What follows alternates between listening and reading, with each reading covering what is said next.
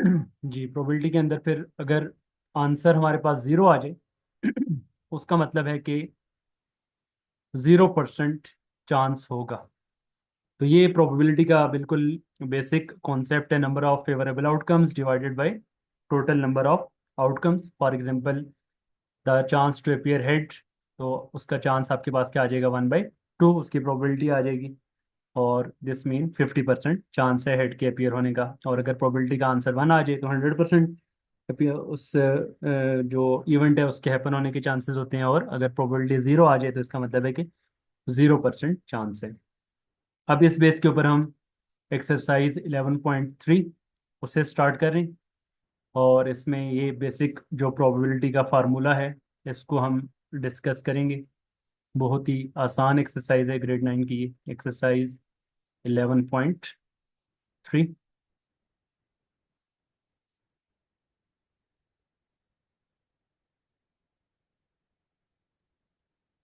जी, first question है exercise 11.3 का।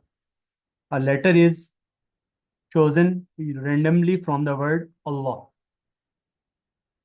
Word है हमारे पास अल्लाह, और इसमें से एक लेटर रेंडमली चूज करना है हमने। Now find the probability of getting. तो आपने प्रोबेबिलिटी फाइंड करनी है अ वॉवल, कि एक अगर हम लेटर चूज करें तो उसमें वॉवल आने का कितना, उसकी उसकी कितनी प्रोबेबिलिटी है।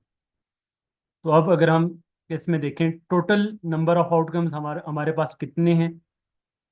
तो टोटल नंबर ऑफ आउटकम्स का मतलब ये है कि अल्लाह वर्ड जो है उसमें टोटल कितने लेटर्स आ रहे हैं। तो टोटल नंबर ऑफ आउटकम्स हमारे पास 5 हैं।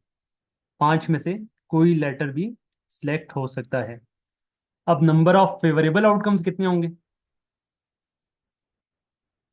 कि वो जो लेटर हम सिलेक्ट कर रहे हैं उसमें से फेवरेबल मीन वॉवेल आने का चांस कितना है। तो अगर हम अल्लाह वर्ड देखें तो उसमें कितनी मर्तबा ए आ रहा है, 2 टाइम्स ए आ रहा है। तो इसका मतलब ये है कि ए वॉवल है, तो दोनों ए में से कोई एक सिलेक्ट हो सकता है। तो नंबर ऑफ फेवरेबल आउटकम्स क्या होंगे, 2। तो अब आपके पास जो प्रोबेबिलिटी होगी for the selection of the word vowel, उसकी प्रोबेबिलिटी आपके पास क्या आ जाएगी, number of vowels divided by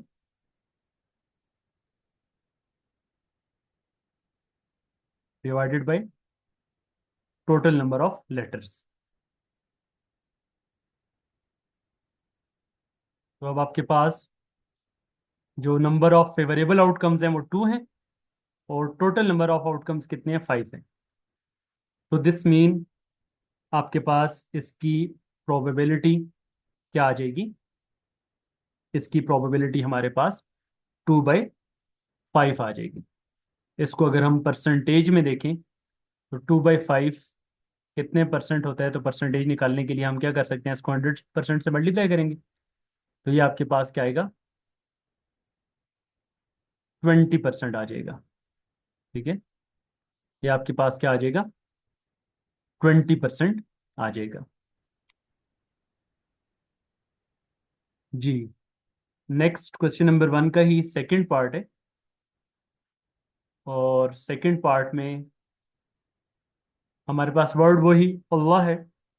और अब इसमें हमने प्रोबेबिलिटी फाइंड करनी है कि वो जो एक लेटर हम सेलेक्ट करेंगे तो इसका इसकी क्या प्रोबेबिलिटी है कि वो एच एच आ जाए।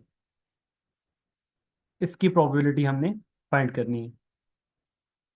तो अब आपके पास एच आने का चांस कितना है। तो probability of an H is equal to, हमने देखना है कि नंबर ऑफ एच कितने हैं। Number of H word Allah के अंदर कितने आ रहे हैं, और टोटल नंबर ऑफ लेटर्स कितने हैं वर्ड अल्लाह के अंदर।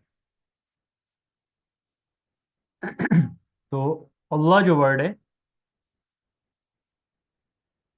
इसमें टोटल नंबर ऑफ लेटर्स तो हमें पता है 5 आ रहे हैं। और एच एच कितना आ रहा है, एच हमारे पास एक ही आ रहा है, एक ही एच है जस्ट। तो this mean number of H 1 आ गया। और टोटल नंबर ऑफ लेटर्स कितने आ गए, 5 आ गए। तो ये इसकी प्रोबेबिलिटी क्या आ जाएगी, 1/5।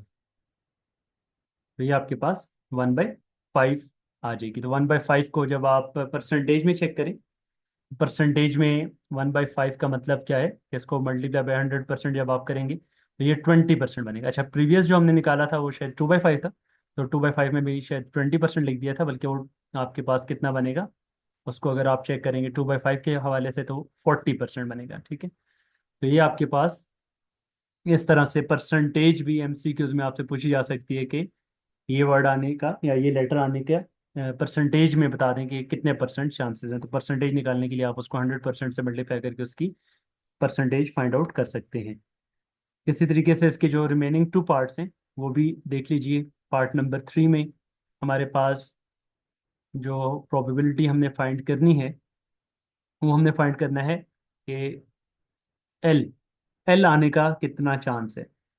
सेम वही फार्मूला, हम probability of L, number of L check करें कितने आ रहे हैं वर्ड अल्लाह के अंदर। तो number of else divided by total number of letters.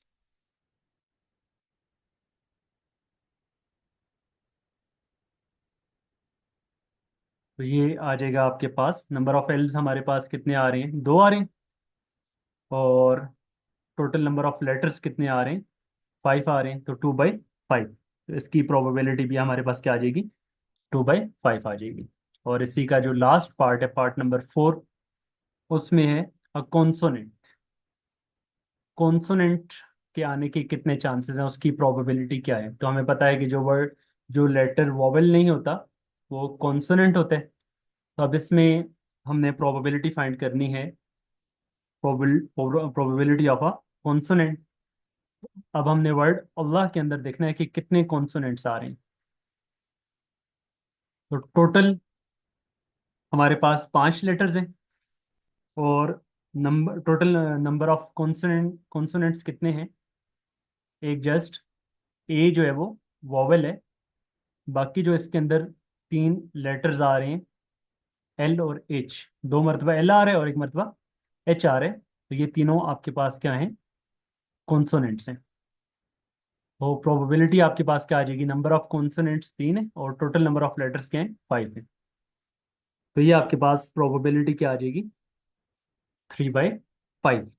तो इस तरह से आप प्रोबेबिलिटी फाइंड कर सकते हैं।